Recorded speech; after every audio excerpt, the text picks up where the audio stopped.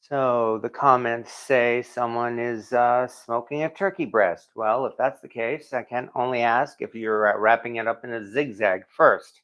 So, hi there. Welcome, everybody, once again to Cast Iron Wednesday. This is, of course, a long tradition that a lot of YouTube cooking channels have been doing on Wednesday. We do a video about cast iron, of course. And in our case, we for the last year or so, our tradition has been the first of the month. We just do a Q&A session here. It kind of saves me some work, but more importantly, we get to do a lot of talking about cast iron. That is, I mean, we do a lot of cooking on this channel, and I'm very much fond of the cooking. So are a lot of other people as well. Yet, on the other hand, there are a lot of people who are really in this for the collecting and again for talking about cast iron cookware. And indeed, there are a lot of things to talk about as far as that's concerned. So I can only start off, of course, as always, by saying hi to my friends here, the folks who are kind enough to be here on the YouTube live chat tonight, like Celine 77 Star 99 or Jim F. Hello, looking forward to a fun evening. So am I. And hello, Cynthia Wesley and Rick Stumbow and Rocket Caver. My Bruntmore Poiky Pot hasn't arrived yet. Well, I'm sorry to hear about that. I hope there's a tracking number on it anyway.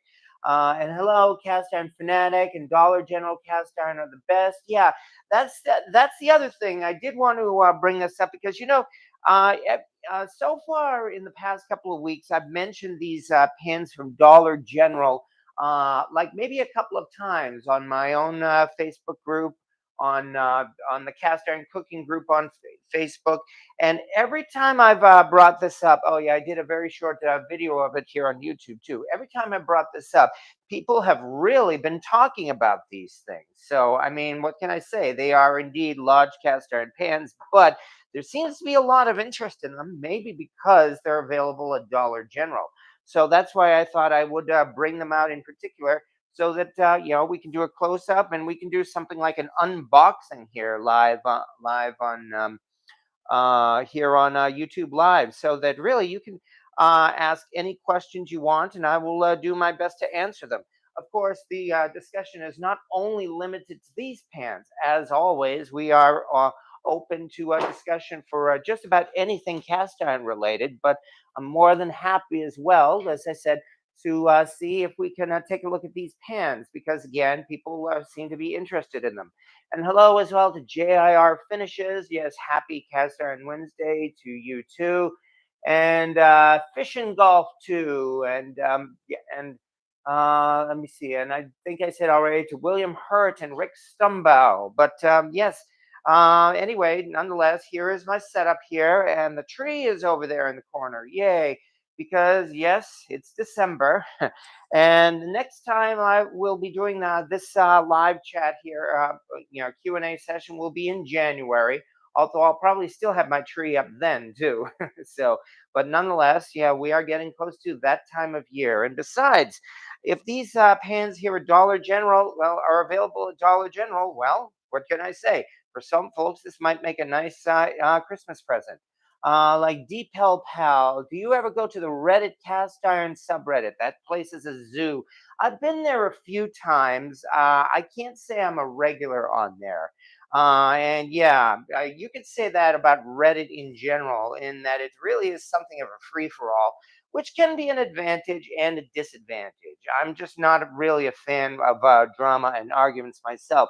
Pawpaw Dan, hello. Pawpaw Dan is listening. We couldn't find Square Bob pancakes, the SpongeBob pancake skillet at Walmart, but did at Cracker Barrel. Well, was less than Walmart online. Well, that's good.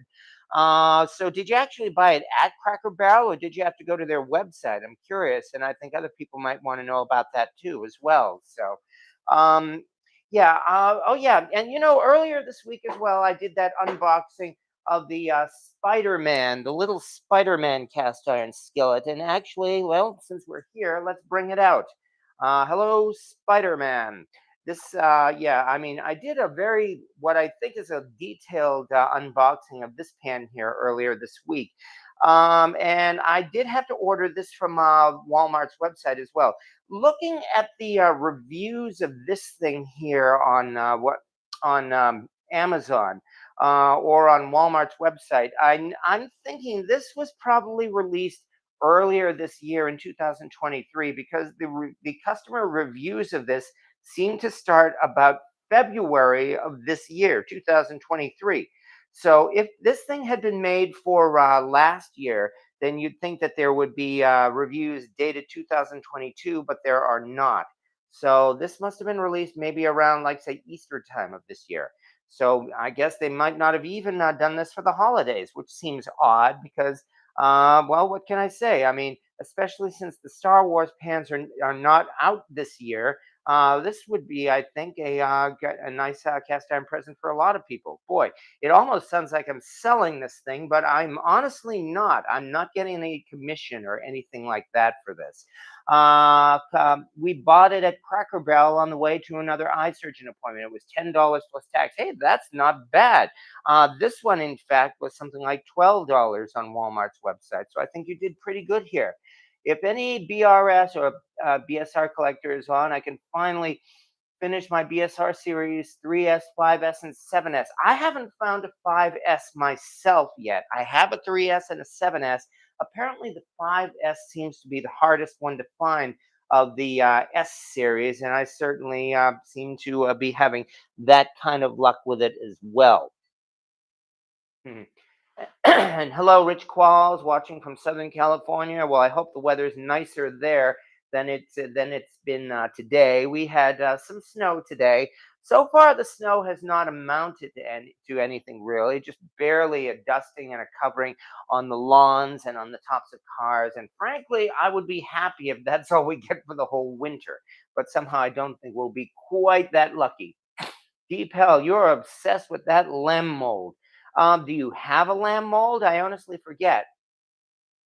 But nonetheless, yeah, like I said, it seems like people are really interested in these Dollar General pans. And yeah, I was surprised to actually find these at the Dollar General here in my hometown, within walking distance of where I live. So yeah, that's why one reason I had to take a closer look at these. And besides, I have the same excuse that I always use for cast iron this year. I could always give it away as a present if I wanted to. But nonetheless, we can take a closer look at this pan here if you'd like. Making pie hops with two of those pans you hold as you speak. Really? Oh, that's interesting. So you're already using these pans. Well, that's good. That's certainly what they're here for. Okay. Yeah, but yeah, this is the Dollar General pan. Somebody actually asked if this was made in China or not. No, this is definitely a large cast iron pan, and it says made in Tennessee. Now they're not just saying made in USA, they're saying made in Tennessee. Seasoned cast iron skillet, cook or bake anything, anywhere. It's pretty much what we say. Like it says here, though, this is 9 inches in diameter, not 10 inches. And it mentions here 22.8 centimeters as well. If you look on the back, this thing is completely flat and bare on the back, which is definitely different from a large cast iron pan. As you know, most large pans still have a heat ring on the back, although now it's an indented or inverted heat ring that goes into the pan instead of outside the pan here. And as somebody pointed out, this thing here mentions it says V9SK, which means it's their value series, and it is 9 inches in size.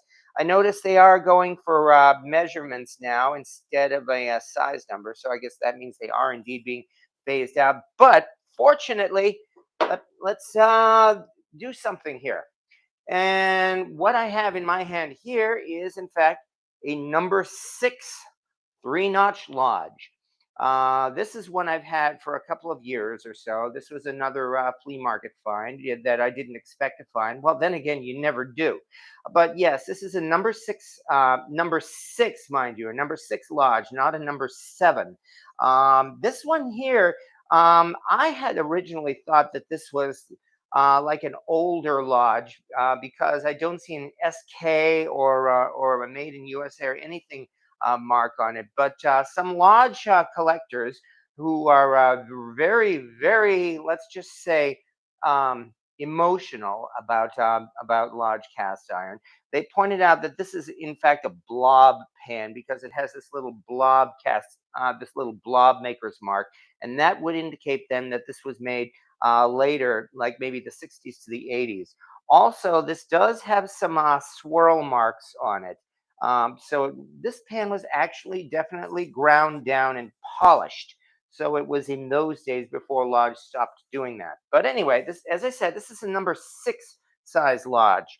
And let's move this a little closer to the camera here and bring the camera down so that you can see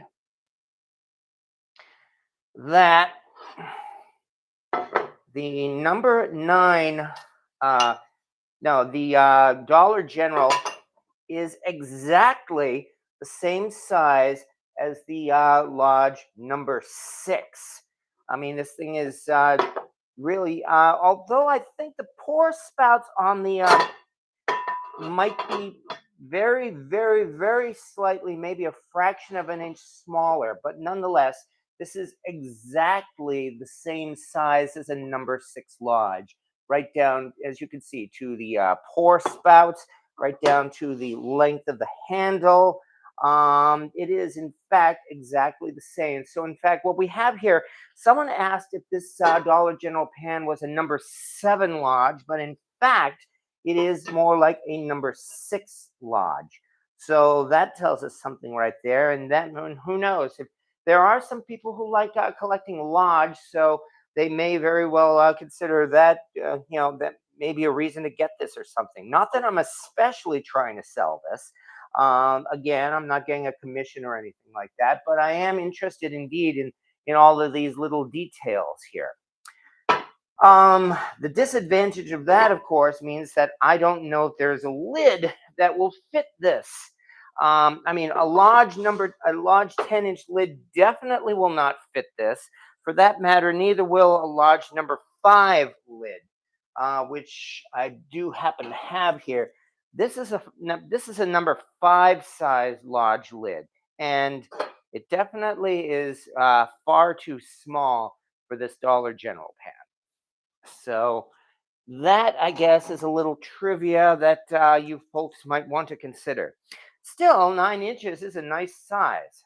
I mean, it has no helper handle or anything. It is just a very simple skillet that, again, happens to be about the same as the number 6. Do the Lodge pans feel about the same weight? I would probably have to say yes. But, and as a matter of fact, I sanded my Lodge 8-inch. I'm actually really happy with the results. Just gonna have to look for a fitting glass lid. Nice stainless, mostly summer kitchen heat control in LA. I saw in Lodge's web a 9-inch lid. Well, they do have a lid. Well, I guess that wouldn't be too surprising. After all, they're the manufacturer. But let me see. What do I have here? Um, Gosh darn it, wouldn't you know it? I just happen to have my scale right here. How convenient. So let's bring this around and let me see if I can get this thing plugged in. Ugh, it's almost as if I kind of wanted to weigh this thing here on the live. Oh, well, just have to plug it in. There we go. Ugh. Now let's turn it on off. Okay. Right now it is set to grams or kilograms, in fact, I think. So if we do this, oops, let's try that again. That didn't seem to work right. Come on. There we go. Oh no, now it's set to pounds and it says 3.509 pounds. Yeah, let me see if I can even get this a little closer. So yeah, 3.509 pounds. So it's just barely about 3.5 pounds. So the one I measured, however, was the number six. So now we get to weigh the Dollar General pan and see what happens. And oh man, holy cow! This is in fact 4.479 pounds. So the Dollar General pan is almost a full pound heavier than the number six Lodge. That's actually surprising. Okay, and now that I'm seeing that, I'm examining this pan just that much more, and I will say, yeah, this thing here definitely has a thicker surface or thicker edges or walls than the number six does. It's kind of hard to compare unless maybe I put them. That might work. There we go. Let's try that. Now I've got the two of them together so that you can see here. The one on the inside is the older Lodge pan, the number six. The one on the outside is the Dollar General pan. So, well, that's actually something I didn't expect, but that's interesting. As I said, the Dollar General pan is almost a full pound heavier than the vintage number six Lodge. So I know there was someone who said they wanted a lighter cast iron skillet. Well, at 4.5 pounds, I'm not sure if you might consider that lighter or not. So, but nonetheless, that's one reason why I like doing that. I like weighing these pans when I do these unboxing things because little bits of trivia like that are actually interesting. So, Celine, I was expecting the opposite weight. Why in the world would the value pan contain more iron? That's weird. Dubs, it came with a very old and unusual number nine Lodge lid. I got my number seven top lid and some pit in there. I can't remember. Number six is a nice size for making meat pies. Yes, it is. It is actually. I would call that. I mean, it's 9 inches. That's about the same as that is about the same as a 9 inch pie plate. So definitely. I saw on Lodge's web a 9 inch lid. Okay, so yeah, those are the comments we've had right now. It is amazing that the piece of cardboard in the new Lodge weighs a pound. Yeah, I know. Does Dollar General have other size Lodge skillets or any other Dutch ovens too? I only saw these two pans here at Dollar General. They don't have a full line of cast iron, I'm afraid.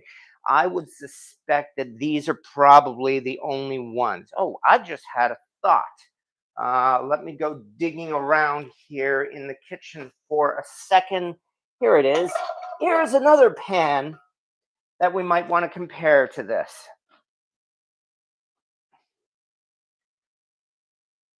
The Lodge pie plate, which is supposed to be a 9 inch pie plate. And this is definitely much lighter than either of these pans. I will say that. So if somebody wants a light skillet for cooking, you might want to consider getting the Lodge pie plate, perhaps. However, if we this again is the number six. If we lay the number six on, well, the it looks like it completely covers the pie plate.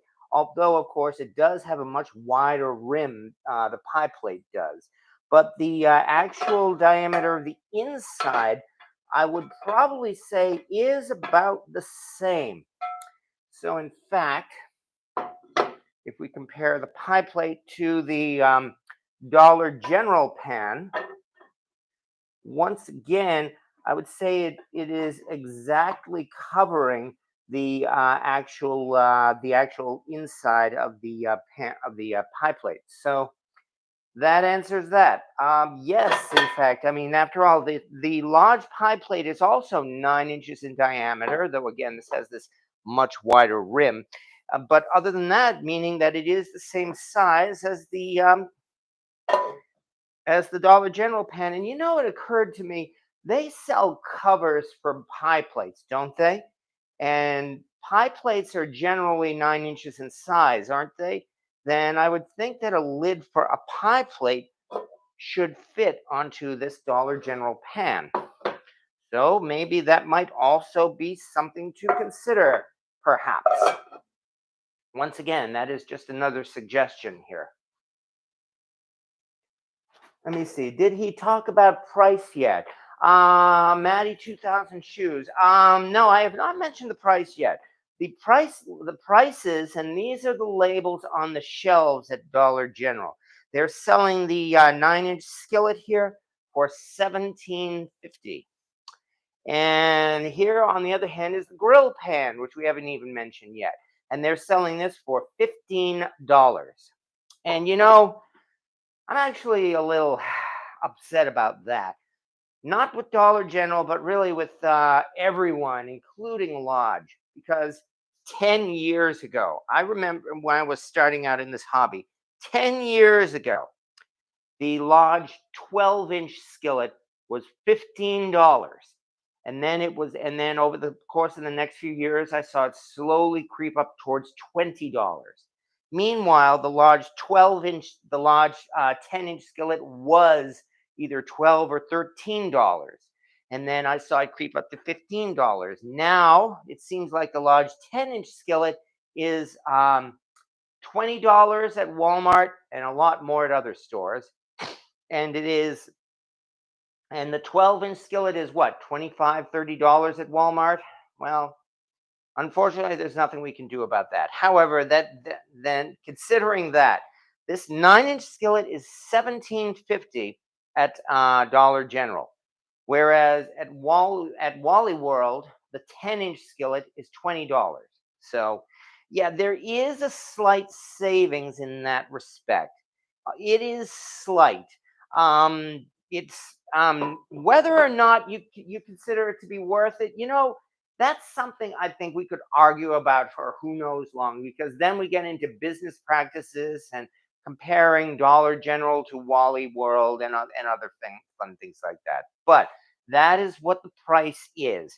This is sold at Dollar General for 17.50. This is sold at Dollar General for $15. If nothing else, though, we can definitely say this. This, of course, is still a cast iron pan that's going to last you the rest of your life. And it's certainly probably the best quality pan that they sell at Dollar General compared to all of those other pans that they have. They're cheap pans and they're cheap Dutch ovens and all that they have there. So yeah, if I was gonna buy a pan at Dollar General, I would certainly want to choose this one. All right. And let's see, going down the line here. Hot One Kid 72. It was a convenient thing to find them there when I was getting milk, and they had a bunch, so I bought two of each. Felt like it was worth it, but I also get people not wanting to pay that much. Yes, yeah, no, I can agree there, Hot One Kid. Because then, of course, we get into the debate in the cast iron community of buying it new versus buying it used at a flea market or the like.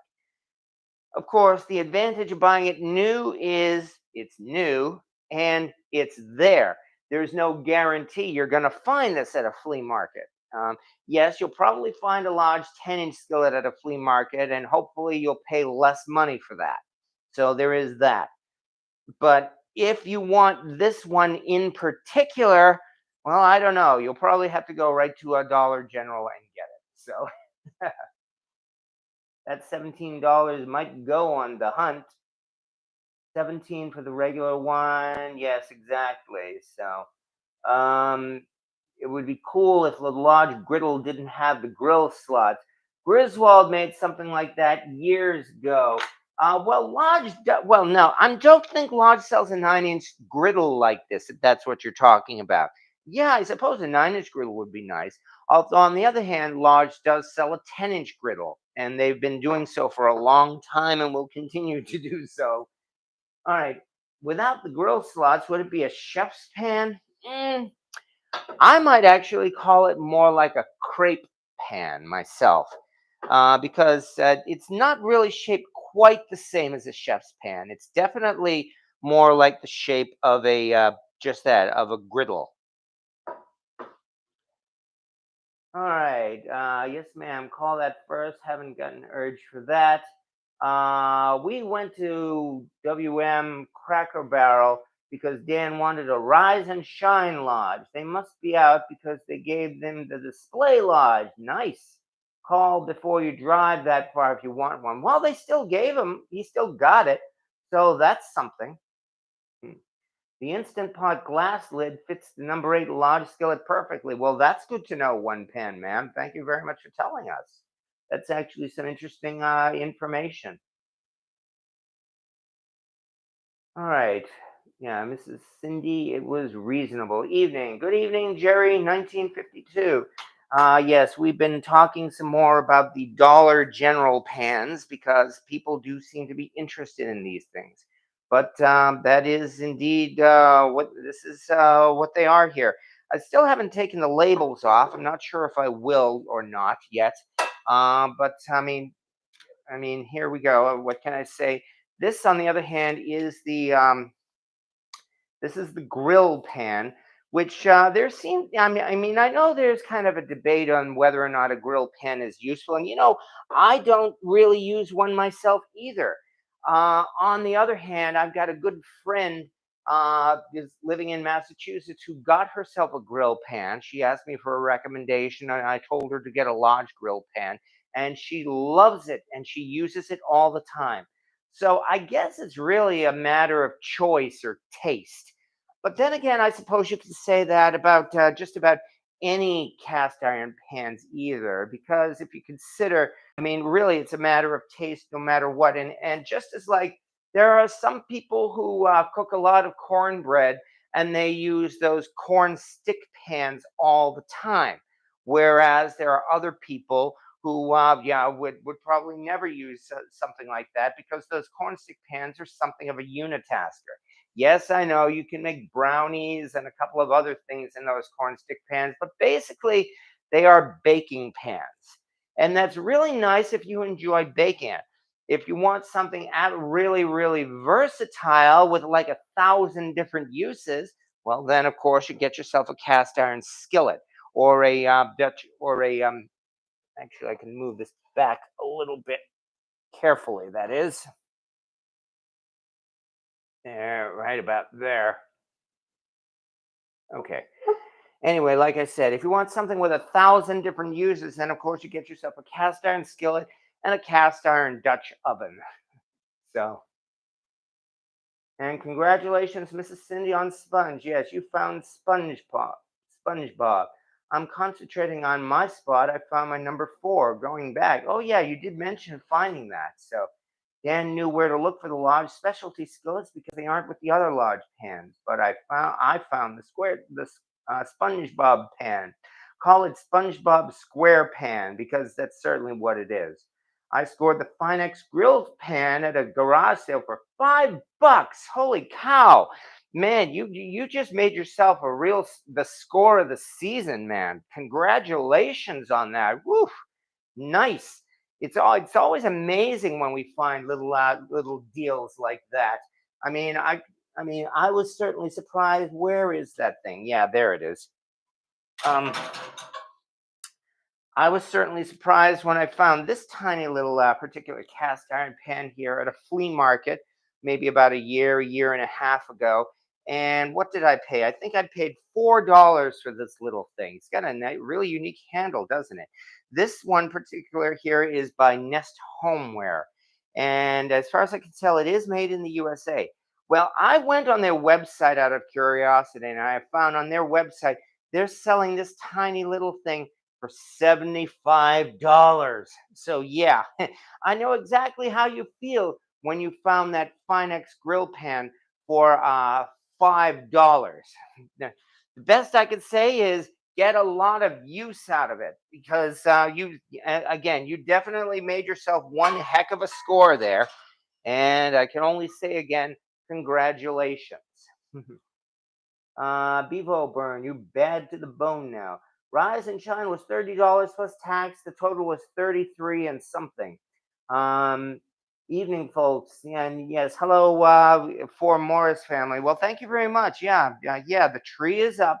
Number one, Duno. Love Lodge, but I always polish them and re-season them rather than keep the textured seasoning. It is, of course, a matter of choice. I mean, there have been a few where I have indeed stripped the pan and completely re-seasoned it. I just dunk it in the lye tank for a week or so. I think I've done that with my Cracker Barrel skillets for one, because well, yeah, I do want to make that something special as well. And yeah, I think I've already mentioned the wonderful 2022 Liberty Walking Liberty skillet. So I definitely took the time to restrip and season this one for precisely that reason. So these ones are kind of sentimental, but even so, I'm still looking for good excuses to use them, because that, of course, is what keeps them fresh. That nest is high as Georgia pine. I saw it on eBay. Yeah, exactly. Commercial. Oh, yeah, that's right. They are still doing that. Unfortunately, as I've said, folks, regrettably, these commercials are not my choice, and I don't have any choice about that.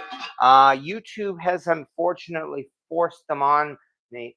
I guess because my channel has probably reached a certain number. Maybe when I reach the 50K mark, I don't know. But yes, they insert commercials into these live videos here. So I've done my best to minimize them. So, and thank you again about the Christmas tree. But yeah, that's, well, like I said, this I'm pretty sure this tree will still be up at the beginning of January as well. So, all right, moving right along, I guess. Well, we are getting into that time of year, of course, and that is where we are all looking for, well, what can we say? We're all looking for ways to kind of save a little money for Christmas presents. And that, of course, at least in our particular hobby, for a lot of us, that probably means going into your extra pile, pulling out a few cast iron pans from there, and then polishing them up or freshening them up so that you can give them as Christmas presents. And why not? So I'm surprised you don't have a Dutch oven Christmas tree. As a matter of fact, I don't, because unfortunately, I never had the opportunity to. Up until I moved here, barely had any reasons to do outdoor cooking. So, I didn't do too much of it this year either, although I did do some.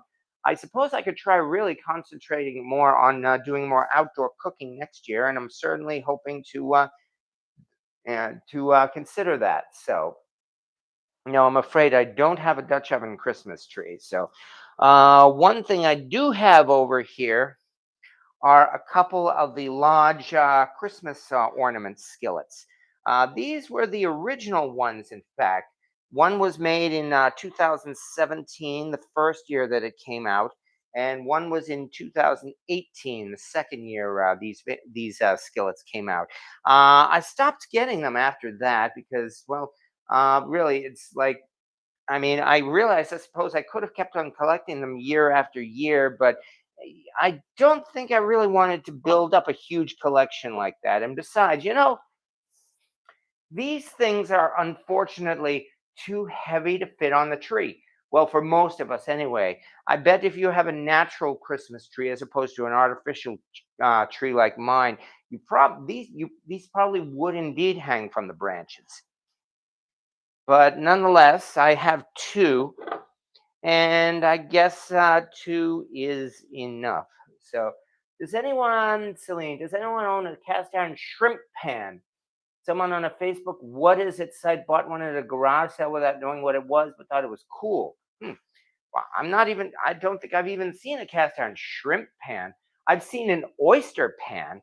They sold one at Sur La Table once, and I saw it there. Is Sur La Table still in business? I don't even know. But I don't think I've ever seen a cast iron shrimp pan. I see these often at thrift stores here in New Orleans. The ornament pans look like they could make a stamped cookie. I'll bet they could.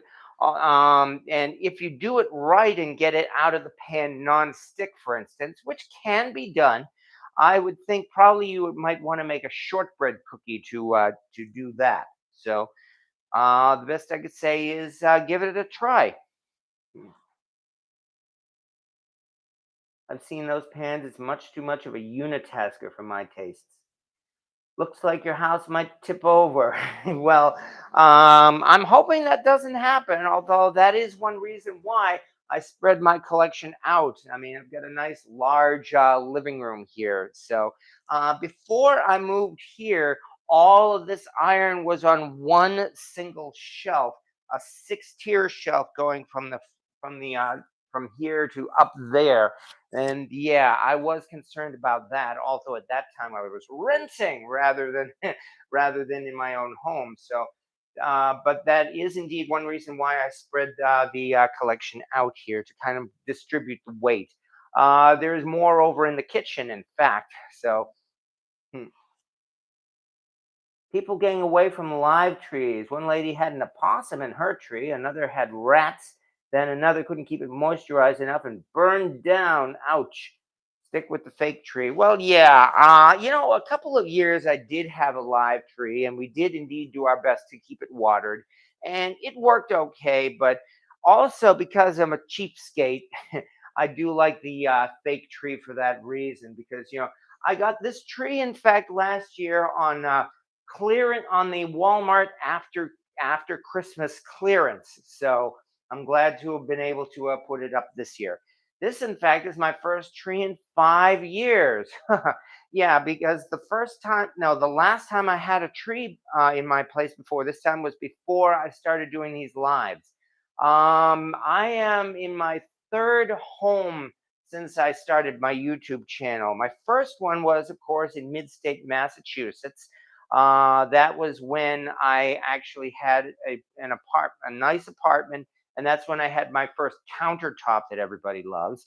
And that was the last time I had a tree like this.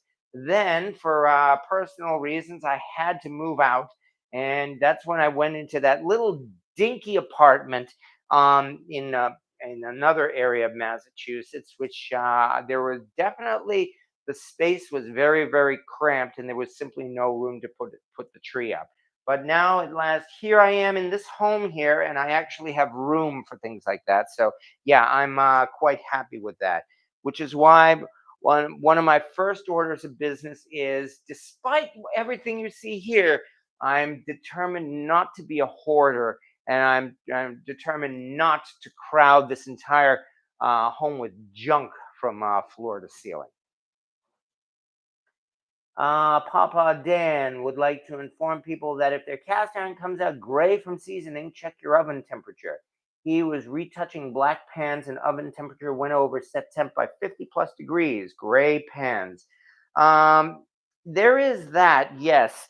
Um, the thing about seasoning cast iron, I mean, even though people always argue over the right way to season cast iron, apparently there's one other thing to consider, and that is, in fact, the smoke point of the oil you're using.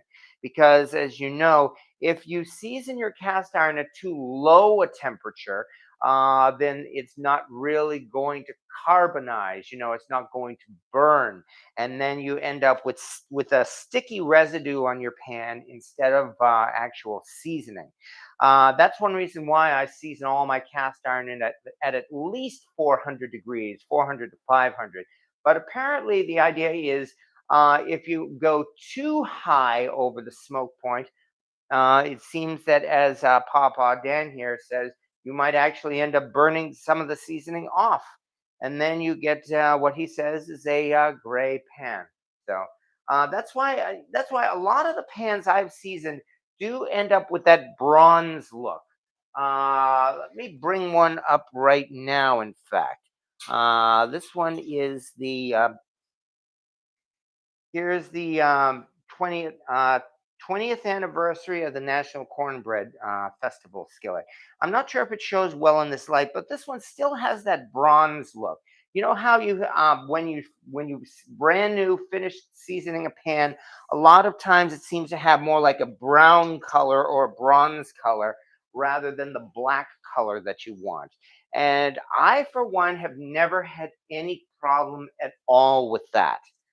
In fact, right now, let me bring out my BS&R saucepan. Maybe this, in fact, can, maybe you can see a difference in color here between the black lid and the brown, brownish or bronze pan itself. It's still seasoned okay, and it does cook all right. So there's certainly not. I have never worried at all about that. I mean, I don't think I did anything wrong.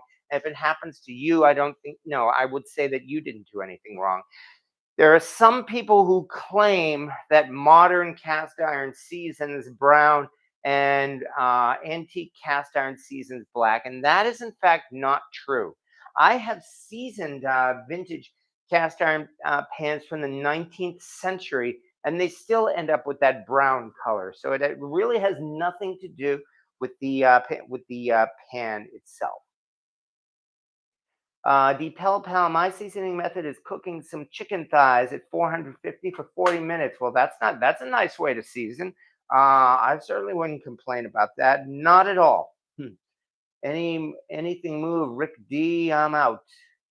My electric stove makes brown pans. Yes. 450 and an hour or five. After ever use, never leave my pan sticky, and I have china, lodge, etc. Yes, exactly. So I mean, this is why a lot of the arguments over cast iron are really just that. They're just arguments, and a lot of the stuff I've already said my piece about, and I'm not. And again, I'm not interested in diving into those arguments again and again and again. You know which arguments, the ones like, for instance, Chinese cast iron versus American cast iron. As we've said already, the only problem with Chinese cast iron is the politics. And yeah, there is a lot of problem with the politics there, but I'm not going to get into the politics. The iron itself is just fine. And if you own and use cast iron from China, I would tell you keep using it. So I mean, if you have political reasons not to own or use Chinese cast iron, that's fine. They're your reasons, and you're perfectly entitled to it. And I'm not going to force you to use Chinese cast iron. But the cast iron itself is still safe for cooking. Dan was using Crisco, oven set 500 degrees, but oven hit 550, 560 degrees. Wow.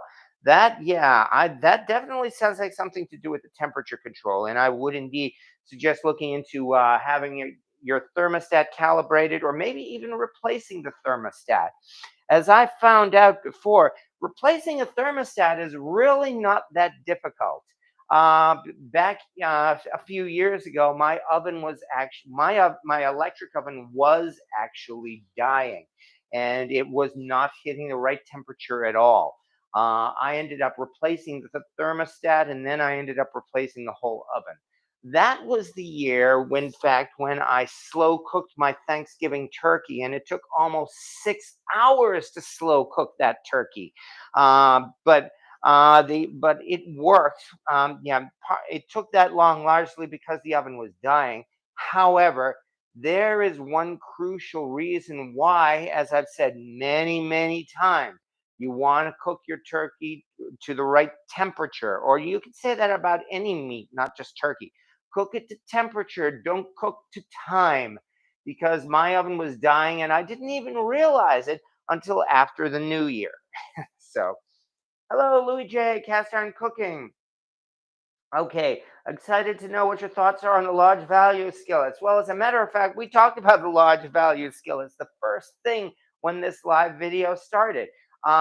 We and I'll summarize it for you, Louis, because because you certainly deserve it. What we found out is that this Dollar General 9-inch skillet is in fact exactly the same size as a large number six. Not a large number seven, but a large number six. It is exactly the same size, same diameter, and anything.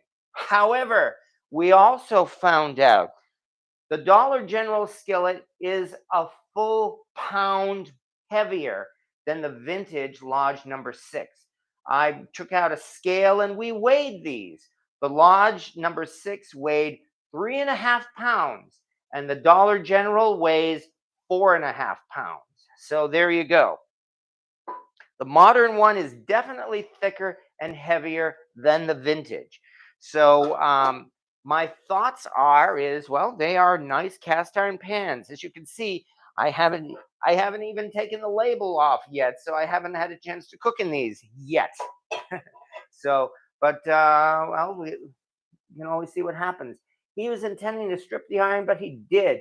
He wasn't a happy camper. I boycott China and Russia when I can, Deep Hell Pal. And like I said, that's entirely your choice, and you have your own reasons for it. So the only other thing I think I'll say, and I have said this part before about Chinese cast iron, is this: if you come across a used Chinese made pan at a yard sale, a flea market, etc., and you get that pan for like $5 or so, where is your $5 going to go? It's going to go to the guy running the flea market or the yard sale or the like. It's not going to go back to China. So that pan is already here in the US, and you buying a used Chinese pan in that manner, well, you're not exactly helping China by doing that. So, and that's the last thing I'm going to say about China politics tonight, I promise. So, your bread looked good on Monday. I figured it was the size of a seven, which I couldn't compare to because I don't have a vintage number seven. I don't have a vintage large number seven either. I have a couple of BSR sevens, but as you know, BSR is not the same size as large. However, I do have a large number six, and that's why I was actually surprised as well to see that this actually fits exactly. It is exactly the same size as the large number six. One other thing that it's exactly the same size as we said already, the large pie plate. The diameter of this is also 9 inches, and it's much lighter than either of those pans. So really, if you want a 9-inch skillet and you want something that's really light, I might even recommend get yourself the large pie plate because, of course, it's perfectly good as a cast iron skillet. One of my everyday users was made in Japan. They're awesome. Yes, exactly. So my Taiwanese Dutch oven is as good as any. Oh yes, absolutely. But once again, even though I said there's nothing wrong with Chinese cast iron, again, I am not interested in starting any arguments here about China versus America because yeah, there are a lot of good reasons to buy cast iron from the good old USA.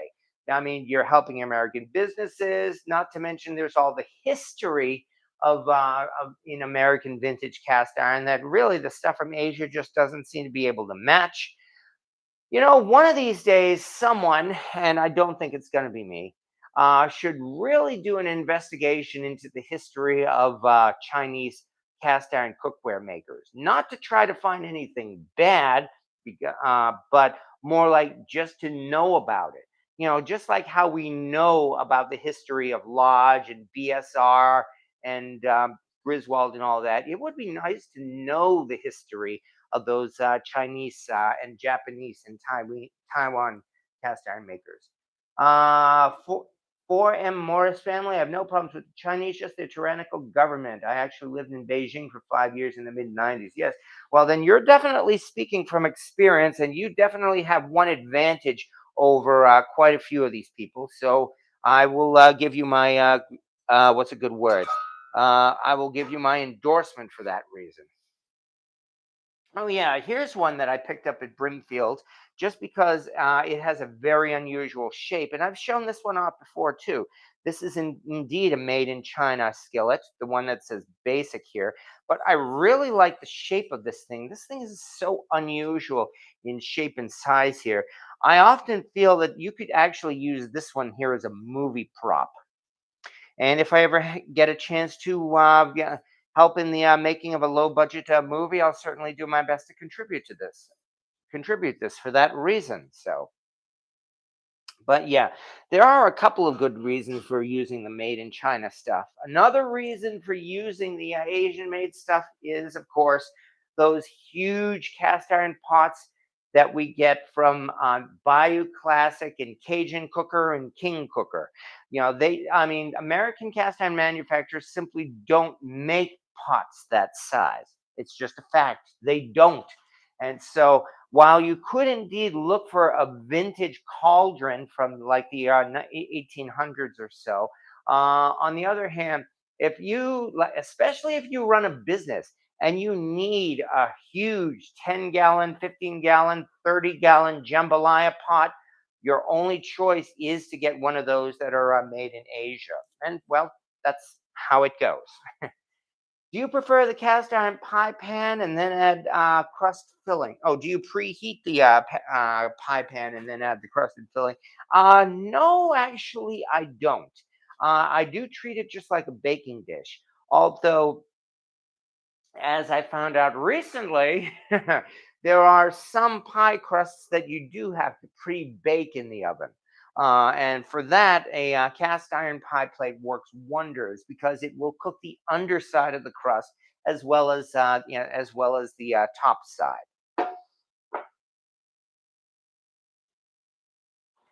I have CIC. I have one CIC. I cooked in it.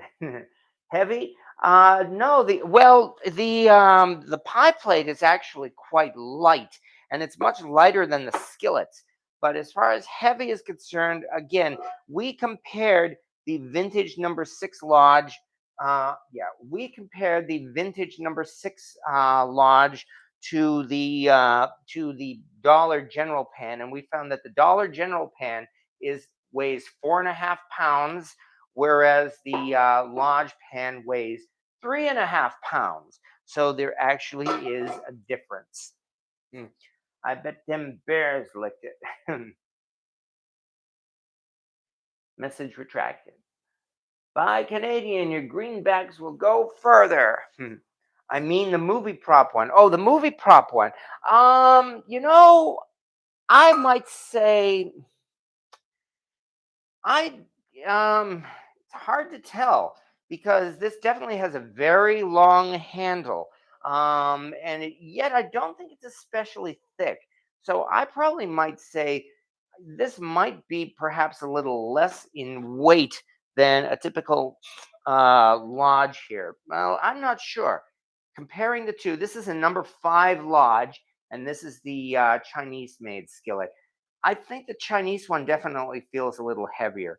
Um, Although it is comparable in size. In fact, I'm looking right now, the number five lodge is, I would have to say, might be even a fraction of an inch larger than this Chinese made thing here. And yet, I still might say the Chinese one feels a little bit heavier, but maybe it's because of this very long and detailed handle, perhaps. So that, so no, I knew this was about a number five size, but I would say that this might indeed be heavier than a lodge, for whatever that might be worth. All right, just putting this back here so that I don't have to pick up my mess afterwards. Ah, Bevo Burn, my largest Dutch oven is an outdoor gourmet. Not sure I could afford the lodge equivalent. Well, there is that too. I mean, it is true that lodge pans are generally more expensive than their Asian made counterparts for the most part. So, but you never know what you might be able to find. I mean, what's important is that you have one and that you can get a lot of cooking with it. Randy Maple, I have an old pan. It has like a V pattern below the handle. What kind is that? V pattern below the handle. I'm not entirely sure. I'd have to ask if you could provide a photo so that we could see what we can do to identify it. So I'm I don't know what you mean by a V pattern. Like for instance, this one here is in fact here is an older, come on, here is an older Wagner now from the from the early 20th century or so. And as you can see, it has this kind of a this kind of a pattern here or design underneath the handle here. Would this be what you're talking about, perhaps? If so, as I said, this one's a Wagner, but we've also seen these on favorite pans. But yeah, the best I could say would be to ask for a photo. If you had to choose one pan to use, what would be your number one choice? Oh, that is the type of question I can't really answer because you have to add to that. What do you want to use it for? What do you want to make in that pan? I mean, if for a whole lot of things, my number one choice right now would probably be my good old Red Mountain pan here, my Red Mountain number 8, BSR Red Mountain, which of course is a pan of 1,000 uses, and you can get all kinds of use out of that. On the other hand, of course, though, there's the question of a Dutch oven, and for that, it's hard to say because I have a Red Mountain Dutch oven, I have a Griswold Dutch oven, and on the other hand, I have a larger BSR Dutch oven. So I can't really give one single answer for that. Rick Dan said that he knew that you were a smart man. I may not be a smart man, but I know what love is. V is for victory. Sounds like maybe a BSR. I got my buffalo, cooked it in this morning. Oh, that sounds good, Cynthia. I'm glad to hear it turned out right. It's on the side of the skillet below the handle for like extra strength. Really? I'm still stumped.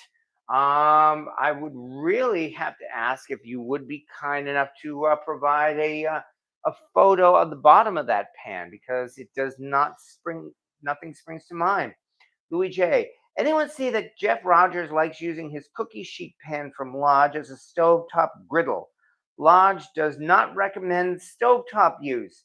Many disagreed and sparked a whole discussion on Lodge forums. I don't blame them for that.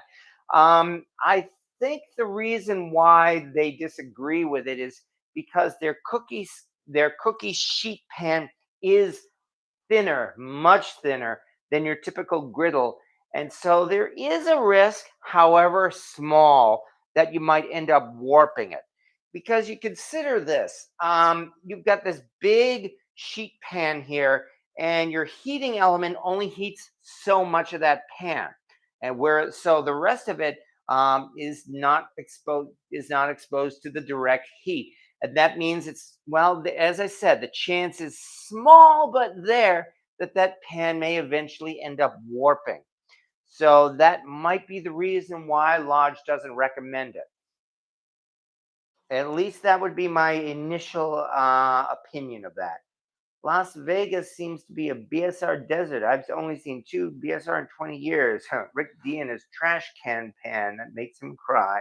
Both chicken fryers. Mark, see, how long does it take to go through one rotation on your cast iron? I'm not sure if I've finished the first one yet. I'm doing my best though. Um, but there are some of these pans that I've definitely used more than others, although I'm doing my best to try to use as many of these as I can. Like, for instance, now that the holidays are here, I've freshened up those little Star Wars pans, and I definitely intend on doing a pancake breakfast with all of them, not just Spider Man. I've used good old Big Stumpy a few times. I use my wok religiously. Not to mention my regular pans like my BSR number 8 or my redneck pan, which is a large 10-inch. Whereas I have to admit I've gotten a lot less use out of some things, including the Griswold number 10 here for one, or even a couple of my other smaller Griswolds. But I'm doing my best to rotate them. Is Randy Maple talking about a reinforcing pad? I'm still running a blank, and I'm not sure. Can you show Randy Maple the BSR handle? Maybe that's what he's talking about. The BSR handle. Okay. Let's do this. Let's bring out the number 8 again. And here is the BSR handle with its famous ridge here. Yeah, that makes a BSR instantly recognizable for whatever that's worth.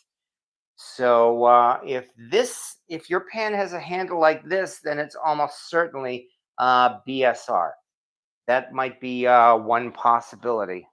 Although I'm one reason why I'm glad that I recently acquired a BSR square skillet is because it gives the opportunity to show the other BSR handle. BSR made a few pans in one particular line that had much longer and curved handles here. And maybe it's because I have a dirty mind, but I really just can't help think of, yeah, this pan, the shape of this handle. Let's not even go there. I mean, okay, I apologize for even bringing it up. But nonetheless, this is the other one. A few of BSR's pans had this much longer curved handle. The square skillet was one of them. Another one was the chef skillet, which someone recently commented that they were finally able to find the chef skillet, the BSR chef skillet, after looking for it for a long time. In fact, I think Cindy is one of the persons who recently found a chef skillet. So they're less common, but they are still made by BSR. No, it's not BSR. It's got the outside heat ring. The handle looks like Wagner, but on the side it has a design that flows below the handle. I can only say again, please provide a photo and we'll see what we can find out. Hmm. I'm too smart on this phone, so I don't know how to send photos.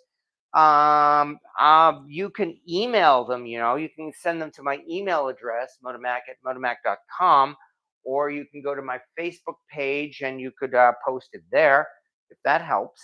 Hmm. Mercy B says, hello all. Hello, Mercy B. Square lid. That would be a neat find. Yeah. I don't know if anyone made a square cast iron lid. But on the other hand, of course, you can, of course, go to a thrift store where you're almost certain to find a square glass lid. Yeah, exactly. Got a glass lid Corningware, the square, it's square BSR. Yes, exactly, Rick. We're thinking the exact same thoughts here. Hmm. This would be me. I love my BSR chef skillet. Yes, exactly. If you could ask Santa for anything cast iron, what would you ask for? Right now, probably the Lodge USA enamel because yeah, I mean, they came out with it a month or two ago, and damn right I've been tempted. But I mean, being tempted does not necessarily mean the same thing as actually running out and getting it. For the same reason why I only have one stove pan and I don't have any more I don't have any more Le Creuset pans. Unfortunately, I really can't afford $300 for a USA enamel Dutch oven. Especially since I already have a Lodge enamel Dutch oven. It is the standard Lodge enamel Dutch oven. Well, maybe not standard. It is actually definitely bigger than the standard Dutch oven. I got that one for my birthday a few years ago. That's the Lodge 7-quart double. It's in fact it's a double Dutch oven, and but it is enameled, and I have indeed been getting a lot of use out of it. So I can definitely say that it would be nice, I think, to own the USA enamel, but I definitely can't afford it yet. And now that I've said that, folks, let me point something out, please. Don't get me the USA enamel. I've been blessed enough to have received several pans this year as gifts, but I am not asking someone to go out of their way, get a $300 Dutch oven and send it to me as a gift. So I'm honestly not telling you not to do it. And I'm not doing the double, the secret thing, the thing that your girlfriend does, or your, yeah, no, it's always your girlfriend. Guys don't do this, okay? See, I'm being chauvinistic. Guys don't do this, but girls do. You know, the one, oh, don't get me that. Oh yeah, please, I don't want that, but in fact, yes, I do, and you darn well better get me that. So no, I am definitely not saying that. If the opportunity comes up to get a Lodge USA enamel, great, I'll jump for it. But it's not like I have any shortage of cast iron now. So one of these days, that's the best I can say. All right. What's a double Dutch oven? Okay, well, there's a good question for you, and I think that might be an excuse to bring it out. In fact, let me take a moment, please, to dig this out of the kitchen. Well, not dig; it's not really buried, but it's on my shelf right now, behind the BSR cornbread skillet. But let's bring it out. Here it is. And this is why, as I said, you don't have to get me the USA enamel, because this, in fact, is the Lodge 7 quart, or maybe even 7.5 quart enameled Dutch oven. Yeah, I can see it's got the Lodge logo and everything. But this is why they call it a double Dutch oven, because not only is it a really good Dutch oven, but let me put this down. Ugh, ugh, the lid is a separate pan in itself.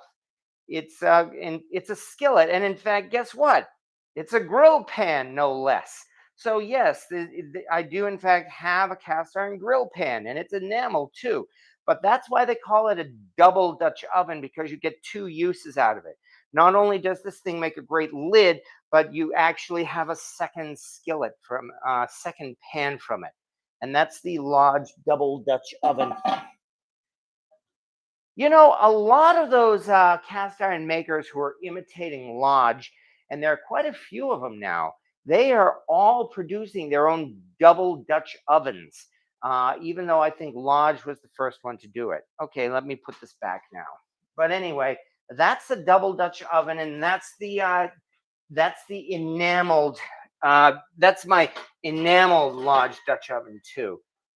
And that honestly is the reason why, as I said, I have not run out and gotten the USA enamel, because I already have a really good enamel Dutch oven. Yeah. Okay. Why did they add the grill things? I don't have an answer why they added. I honestly don't know why they added it, but they did. And so, and in fact, I really got the grill one largely because that was the only model available in that size. So that was a present, a birthday present, about maybe 3 years or so ago. Number four, T-fell don't count. I got my first cast iron pans as a gift recently. Well, congratulations, Beth Button. And I guess that's why you're here, I guess. Just not that I'm bragging, but I'm hoping, I guess it helps, my channel can help to give you some advice on using cast iron. What is this on the floor? Don't even know. Okay. But I'm hoping it's because my channel can give you some advice on using cast iron, and I hope it has been useful. That's really about the best I could say there. I'll talk with Lodge. I do receive free products from the Louis J. I'm being completely serious, and I'm talking to you particularly, Louis J.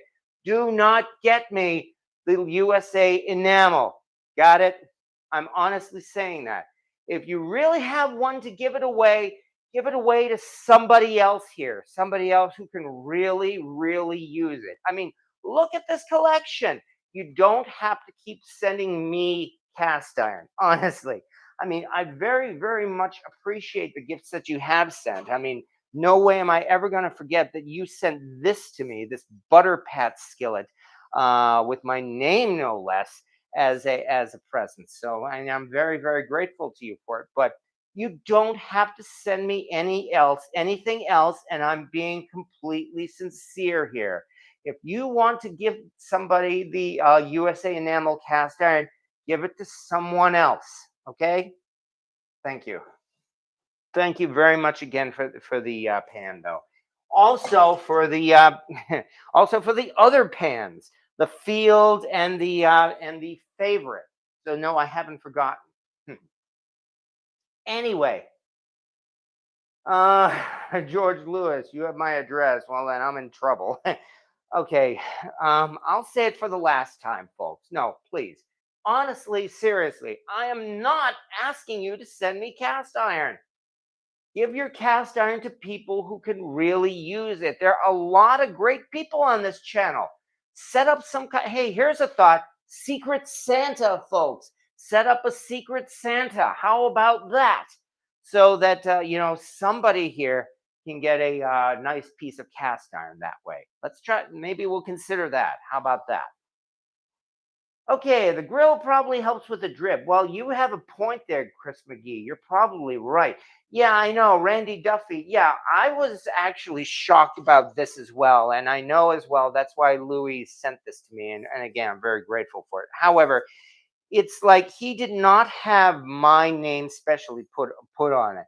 In fact, Butter Pat seems to give names to each series of their cast iron. There's another. I don't even know the names of their different series of cast iron. Louis J. I'm sure you know the names that they have given to the other series of Butter Pats.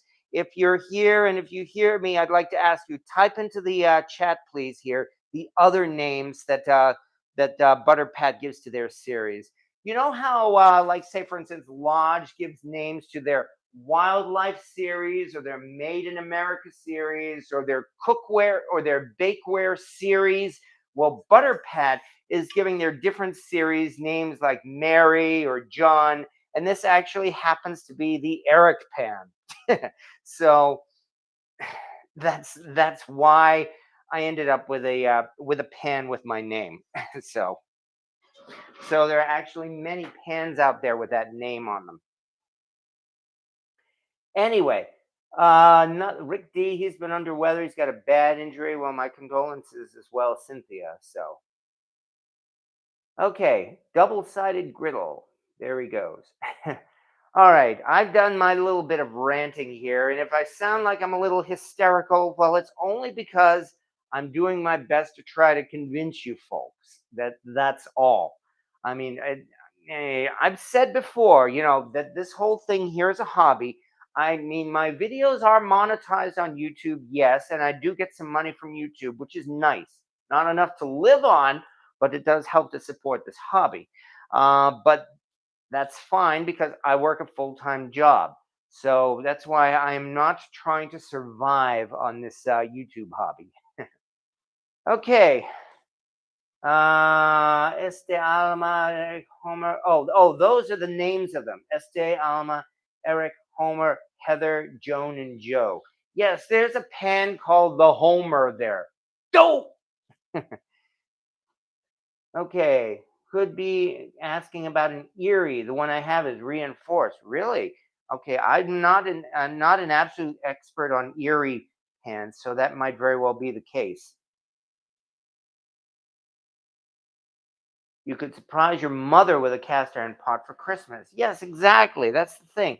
Although, on the other hand, among my videos I've done on cast ironitis, the one I won't forget is that if your family and friends have explicitly told you not to give them any more cast iron this Christmas because you've already plied them with more cast iron than they'll ever use, you might have cast ironitis. So there is that too. Bushy, bushy, bushy. It might be, it's old and I'm cleaning it now. All right. Well, yeah, as I said, Randy, all we can ask again is supply us with some photos and we will see what we come up with. Hmm. Oi. But anyway, oh yeah, is it? That's why they call this the most wonderful time of the year, I guess.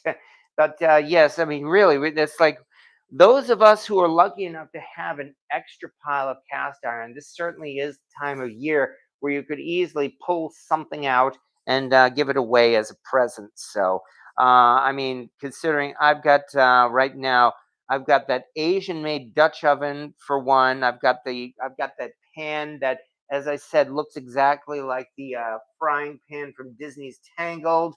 I have a couple of extra large Cracker Barrel pans, and now it seems like on top of everything else, I have the I have the Dollar General pans.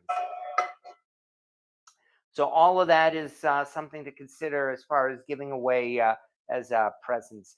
Well, as a matter of fact, I do have a friend. She's kind of currently in between apartments, and that's how it goes, unfortunately. But nonetheless, she is definitely looking to get her own apartment. And once she has it, I would think that really giving her this pan here, this grill pan, as a christening present might not be a bad idea. So there's one thing to consider right there.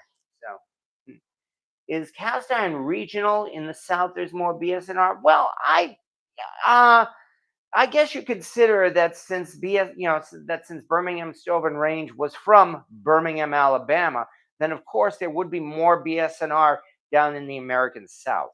In fact, you could say that as well about the unknown pans that we talk about, like the Southern Mystery Skillets. They call those Southern Mystery Skillets because you tend to find more of them in the American South. I've found some of them here in the North. It's not exclusive. Likewise are the ugly hammered pans, which seem to be more common here in the north than they are down there in the south. Although, again, you can find them down there. I mean, after all, over the past 100 years or so, who knows how those pans could have gone all over the country. I mean, BSR, for instance, produced an enormous number of those pans, and they shipped them to retailers and stores all over the country, which is why you can find BSR pans just about everywhere.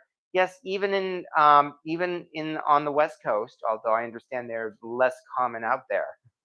So I bet them Dollar General pans don't sell very long, maybe a year or two. You know, you might be right about that, Corey Clark.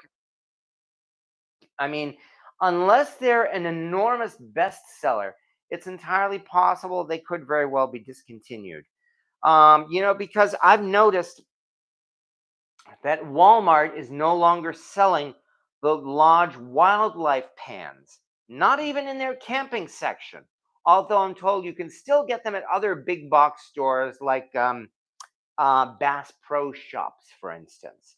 However, the fact that the wildlife pans are no longer at Walmart could be a sign that maybe the wildlife series might actually be starting to disappear, perhaps. Hard to say. Um, I don't think the newer Lodge Wildlife series will ever be as valuable as the original Lodge Wildlife series, largely because because they made the original one before cast iron collecting became a thing and Lodge started catering to the collector's market. But nonetheless, well, obviously, once the wildlife series is finally phased out, then that's when, of course, they will become collector's items because, well, that's the way it goes. Like the bunt pan, for instance, or the made in America pans, or the like. So, um, well, that of course is how the collectors markets work. Jimmy Langford. Speaking of price, there's a local person has a Griswold bunny rabbit mold for sale, $200. You know, I'm thinking that that Griswold collectors might actually consider that to be something of a fair price. Um, because I understand the Griswold bunny mold and the Santa mold are a lot less common than the lamb cake mold. So you combine the fact that it is more rare with the fact that it has the famous Griswold name, Griswold, neon letters, Griswold, Griswold, Griswold, then yeah, you can certainly understand why he's selling that thing for $200. Will he actually sell it for 200 bucks? It's possible. I mean, while I own several Griswold pans, I am not enough of a Griswold expert and definitely not enough of a salesman to know how well he might be able to do with that. Handsome Stone. Is there something you would like to see in cast iron that you have not seen that would make it better, in your opinion? There is a good question for you. More lids, perhaps? I suppose that might be one possibility. I mean, after all, we've had skillets for the past 200 years or so. So um, they've done everything with skillets that I could really think of. I like the helper handles, for the record. The Lodge helper handles or the helper handles they have on other pans like Stargazer or the like. I like those helper handles, and I think they're a good thing. Um, Off the top of my head, though, I'm they well, they have been producing cast iron a lot longer than I've been collecting it or into it. So, that's really a question I don't think I can answer. I really don't know what they could do to improve the current state of modern cast iron because I like how things are going. And as I've said enough times, I am a big fan as well of modern day Lodge. And no, I don't think Lodge will ever start grinding their pans down to a smooth finish ever again because they've got a successful business model now, and that's why. So, Louis J, the holidays make everyone feel festive. Hence, why would they love to gift you something special for Christmas? But we understand you have plenty of cast iron. I'm really enjoying this. Well, I'm glad you're enjoying it, Louis J. But I am being very sincere. If you really want to gift somebody cast iron, gift someone else because there are a lot of people who could definitely use it. All right. Alex Kroll, 2 years ago on BSR. Oh, that one. I just found a number three red mountain. It has nothing on the bottom of it besides a three and a dimple dot. I would confirm that it probably is BSR Red Mountain because I have seen some pans like that, especially in the days of Red Mountain and especially in their handwritten days. BSR often did have some little weird mistakes with putting those marks on their pans. The one famous one, I don't have it, but it's pretty famous in the Red Mountain days, is what they call the 8 o'clock pan.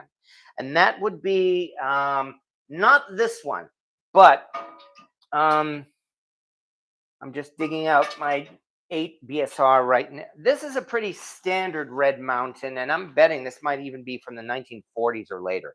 But anyway, in there, the 8 o'clock Red Mountain series was a handwritten pen where the 8 was in the number 8 position. The 8 was over here, and there are two dots on it as well. And that's why they call it the 8 o'clock pen. That's only one example of some of the things that they have seen with the Red Mountain pan. So I would not be surprised at all if that is, in fact, a Red Mountain. Do those little errors make those Red Mountain pans more valuable? I would say probably not. The Red Mountain and BSR in general, it is interesting only that it's only beginning to become a collector's market. I mean, obviously, again, I mean, they don't have their name on the pan, so it's doubtful that they're ever going to be as popular or as valuable as Griswold. But people are starting to recognize BSR now. I find if you go into an antique mall, you will indeed find pans that say BSR. I'll bet they might not even know what BSR stands for, but they know it's a BSR pan. But I don't. But you would really need to know a lot about the history of BSR and Red Mountain to know about those little things on the pan that might make it unique. So it's a nice pan, though. I mean, I would definitely say get some use out of it. Here's another example of what they did. And here is one that I do have. This, in fact, is my, can I do this right? My F8 lid. There it is. Yeah, you notice here it actually says it says F8 rather than 8F. So yeah, they made a mistake on this one too. So that's an example. They made a lot of those little mistakes because those little mistakes, they don't affect the quality of the pan at all. I mean, remember in those days they were just making frying pans. I mean, as far as they're concerned, if it passed quality control, great. Then you put it on the pile and go on to the next one. So to them it really didn't matter if there were little things like that. So that's one reason why we see a lot of those little flaws in those BSR pans. The handle made me think it was a BSR as well. Full heat ring. The 3 is offset to the left, more of the 7 o'clock position, and the dot is like an inch away from it. Nice, though. Well, you've got a nice little oddity there. That's about the best I could say. I got a Griswold number 8 waffle iron for $20. Holy cow, Jacob. Man, I mean, all I can say is Santa's good to you this year. That's for sure. Jacob score. Yes, exactly. That's what I mean. You really got yourself a real deal on that. And when you find a deal like that, the best we could say is congratulations and get a lot of use out of it. So, oh, holy cow. We've actually been running an hour, 25 minutes already. I think we're running into that time here. Yeah, you stole it. Good luck. Yeah. Oh man. Well, yeah, the time has flown tonight. So, and I can only thank everybody for that because, well, what can we say? It's like there's a never-ending discussion about, yeah, the topic of cast iron. Seems like we could just keep talking about it on and on and on, and I enjoy it. So, because there's never any end to all the questions and the answers that we can give, and we are more than happy to do so. I mean, that's what makes a lot of these things fun. So every time I go to an antique mall, the prices for cast iron are astronomical. Yes, they are. That is one of the first lessons I learned in the hunt. In that almost always when you go to antique malls, almost always the prices are indeed astronomical. And the part where I say almost always is that's what makes the thrill of the hunt fun. Every once in a great while, and you never expect it when it happens, but once in a while, you come across a real bargain. I mean, I even at the Brimfield Antique Show, there was this one vendor selling a whole bunch of whole racks and tables and everything full of cast iron at the ridiculous prices that you might expect. We're talking like 90, 100, $150 and the like. And yet over in one corner he had a table of throwaway pans that he was selling for like $5 each, which means that for $5, here it is. Which means from that vendor there, with his expensive pans and everything, for $5, I got the BSR 3S pan. So yeah, I was quite happy about that. Interestingly enough, is that this one has something of a typewriter font on it. So I'm wondering if this might actually have been from the last end of the S series, because most of them were handwritten. But nonetheless, that's what I mean. You never know when you can find a good bargain, and but it can happen. What you really need more than anything else is patience. There's really nothing else I could say. I've been doing this now for like about 13 years or so, and I've found some great bargains, and in every single instance, I was lucky. I can't say anything more than I was lucky. I happened to be in the right place at the right time, and I had a little bit of knowledge, so I recognized the bargain. That certainly helps. And that's where all you folks have that advantage as well. Hanging out in this place here or other cast iron forums too gives you just that much advantage that you may very well score and get yourself a good bargain. I try swap meets, estate, and garage sales. I paid 200 for my waffle iron, but it's like new. Woof. But you had to get a tight wad. Yeah, exactly. What are your thoughts on the flat bottom BSR skillets? BSR or another foundry, I've seen the arguments over those. um, some people think they might be recasts, and that's certainly a possibility. I've heard rumors that there was indeed another founder in the area that seemed to produce pans that looked a lot like BSR. Uh, H something Henry. I don't know all the details. There are only sketchy rumors of it, even on the Facebook BSR group. And I, for one, am a stickler for evidence. I'm a skeptic in that it takes evidence to convince me when something is true. So before I agree that those flat bottom skillets came from another foundry, I'm going to need some evidence to prove it. And that evidence is indeed hard to find. Earlier this year, I found some evidence, or I saw some evidence. I didn't find it, but I saw some very convincing evidence on the internet that showed the origin of those unknown Mercedes pans. You know, the ones with the peace symbol, the sorry, you know, the ones with that three prong ridge along the heat ring, those unknown peace symbol Mercedes skillets. Yes, we finally found some real shocking evidence this summer that proves what those things were. They were actually Teflon coated pans. Yes, Teflon, as in DuPont, as in DuPont actually struck a deal with Birmingham Stove and Range to produce some Teflon coated cast iron pans. And those ones they made especially with that strange symbol on the bottom. So and I saw the evidence. I saw brand new pans, I saw boxes and everything. And I have pictures of all that right on my website. So you can see the evidence too. But that's the type of evidence I'm talking about. I mean, when I can see evidence like that, then I will believe, then I will agree that those flat bottom BSR pans came from another foundry. Until then, I don't know. I don't have an answer, and I'll be happy to find the answer just as much as anyone. So, oh, crane, that might be it. You might be right, Cynthia. I got a free cast iron frying pan years ago from my ex-girlfriend. She threw it out the window at me. Well, I hope you still have it, G. I'm free. Dan is falling asleep. He's worn out, and I don't blame you. Good night, and we will see you. Yeah, I need to close up shop myself as well. So you should have kept fighting. You could have gotten her whole collection. Yeah.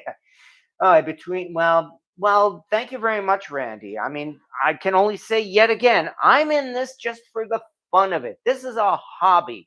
I'm not trying to make a living off of this. I'm not a cast iron seller, and I don't have any problem with those people who are cast iron sellers.